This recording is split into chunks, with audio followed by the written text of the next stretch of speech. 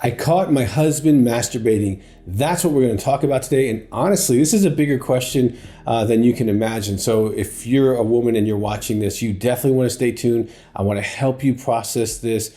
And if you have not subscribed to our channel, we have so much information, hundreds and hundreds of YouTubes that can help you go through this journey. If you haven't subscribed, hit the button. If you have a question, put it in the box. We will get to you as soon as possible. Well, when you find your husband masturbating, there is a lot of emotions that run through a woman's heart and mind. Now, let me introduce myself. I'm Dr. Doug Weiss. For the last 40 years, I have worked with couples who struggle with sex addiction, masturbation, porn addiction, infidelity, all of those issues, intimacy, anorexia. I'm the president of the American Association for Sex Addiction Therapy. I've done over 5,000 masturbation histories with men. And so I'm not coming from a place of just being some YouTuber talking about this.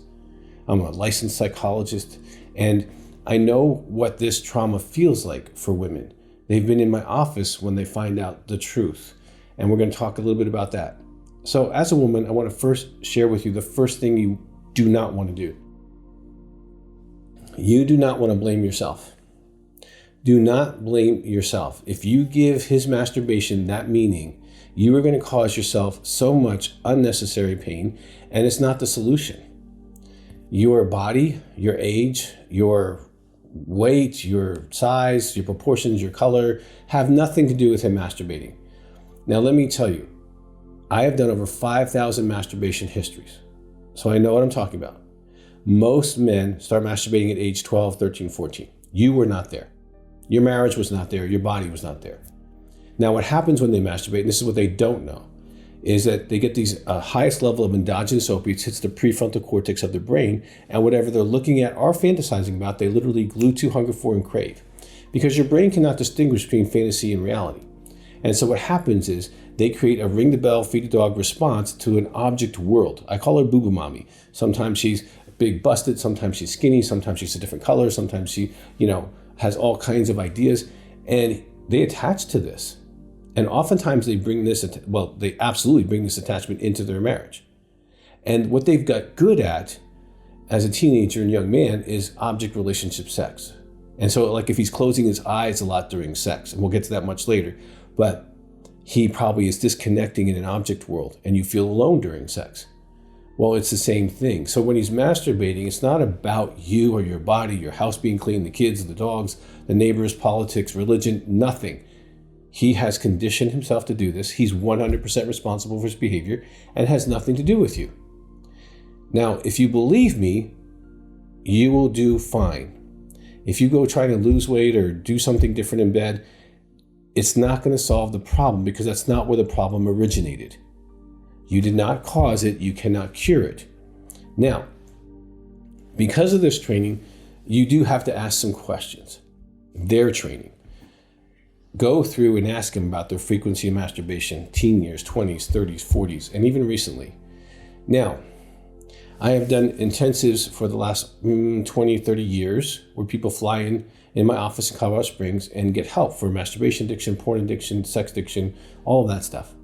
And in that process, we do polygraph, often on Mondays, to verify the story. And a man tells his wife that he's masturbated once a week or once every couple of weeks, and we find out it's 3 or 4 or 5 times a week. So whatever number he gives you, generally I would double it, and that probably is closer to the truth based on doing 1,000 polygraphs. Now, I'm not saying your husband's lying. I'm just saying there's a chance of it. So if you want to know the truth, of course, you can do a polygraph and you can verify that. The frequency is an issue because if he's consistently doing this, then he is attaching to something other than you, even if it's a fantasy about you. He's fantasizing about you in a much more amorous state than you probably normally exist. And so then it really gets conflicting when he's making love to you and you're you instead of the amorous you. So that can be helpful as far as clarifying the frequency, but the frequency lends us to another question. If we're consistently not having sex with our wife and masturbating, or having sex with our wife and masturbating, there is probably a good chance you're dealing with someone who has a masturbation or porn addiction. Sex addiction is real. I mean, I've been sober for over 40 years and tested by a polygraph. And so I've treated thousands of men who are sex addicts. It's a real thing. It starts off in adolescence And there's a great YouTube on the 6 types of sex addicts. And actually, I really feel compassionate towards you as a woman. And it would really be helpful for you to get a little bit of education. So I'm going to give you like a 150-page free book. It's called The 6 Types of Sex Addicts. And all you got to do is click the link in the description. It'll take you right there and you can download it. And you can get an idea of what I'm talking about. But there's different reasons why people become sex addictions. Biologically, the reinforcement we talked about, psychologically, having abandonment issues, pain in family of origin, sexual abuse, a spiritual absence in their life, a mood disorder like bipolar depression can also influence a sexual addiction. And one thing I want to talk to you about is a whole nother category called intimacy anorexia, because there's a significant amount of men who masturbate, who are married, who have intimacy anorexia.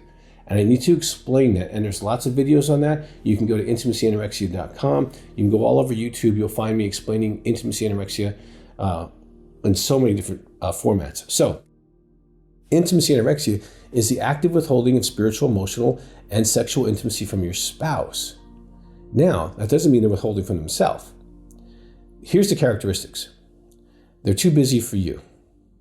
They blame you for all the problems in the relationships. You almost never hear, I'm sorry, I'm wrong. They withhold love, especially the way you like to be loved. They withhold praise. They withhold spiritually. They withhold emotionally. They're unwilling or unable to share their feelings. They limit or withhold sex. Some intimacy anorexics, they really don't want to have sex with their spouse because that's too intimate for them. And intimacy and sexuality is complicated for them until they get better and well. And I've seen thousands of men and women from intimacy anorexia heal and get better. That's a whole other conversation, but it's important for you to understand.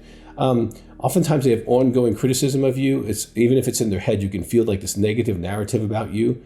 Okay. They use anger or silence as a way to control in the relationship. And if you have a handful of these, do some research on intimacyanorexia.com and find out, because if you do, the masturbation is not going to go away until the intimacy anorexia goes away, because those little guys are 2 addiction processes that are interconnected. And this might be actually a really godsend that you caught him, because now you can have these conversations and your reaction to this is legitimate. Let me validate you for a moment. We have a book and a DVD called Partner Betrayal Trauma. We had 140 women do a research study on the effects of sex addiction, intimacy anorexia, and infidelity. Now, these are 3 populations: women who their husbands do masturbation and porn, women who've been cheated on, and women who have experienced intimacy anorexia, that withholding thing we just talked about. We ran them through many scales, and what's interesting is all 3 of these populations score almost exactly the same on post-traumatic stress disorder. So if you're having intrusive thoughts, you're not feeling like yourself, you want to isolate, depression, lower self-esteem, questioning your sexuality, all kinds of symptoms that are legit. And you can have him watch that Partner Betrayal video and have me explain to him what has happened to you. You're not yourself. You have been. Some women, it's extreme trauma. For some women, it's not as serious for them for different reasons, because they just take it differently. But especially for those who have deep religious convictions and they think their husband is supposed to share those convictions and they find out he's living a double life, even if it's in this way, it is real trauma. And so you can get that material and help yourself with that. Now, sometimes they'll say, well, we need to talk about our sexuality. There's a great book and video called Upgrade Your Sex Life. It can help him understand how you're made, help you understand how he's made, so that you are talking during sex, you are connecting during sex. But you're not the problem, so you're not the solution. Is it fine to look at marital issues? Absolutely. Will that heal masturbation? No, it won't. If he has a sex addiction, he'll need to be in a group, which we have many phone groups he can participate in. He'll need to get the materials, 101 Freedom and Steps to Freedom, and work that process. And if he's doing other things, you might need a polygraph on an ongoing basis. There is lots of help for you.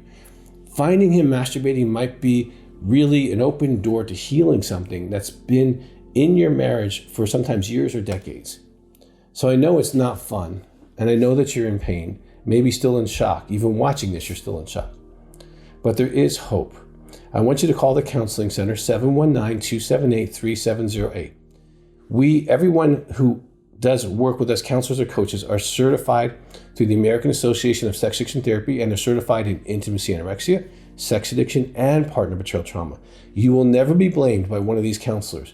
You will never be given responsibility for his behavior, his lying, his secret life. You are not the perpetrator in this situation. but you do need some healing and help for yourself as well. There's groups, we have Facebook groups for all of this. I encourage you, don't isolate in this situation. Investigate, get informed, get support, and you can live happily ever after. I've had thousands of couples who've done intensives or phone counseling. Really, once they get the right information and right tools, they're able to have a better marriage. I hope that's you. Give us a call. If you have a question, put it in the box. And I hope this has been helpful. And check out all the other YouTubes we have. There's lots of support for you.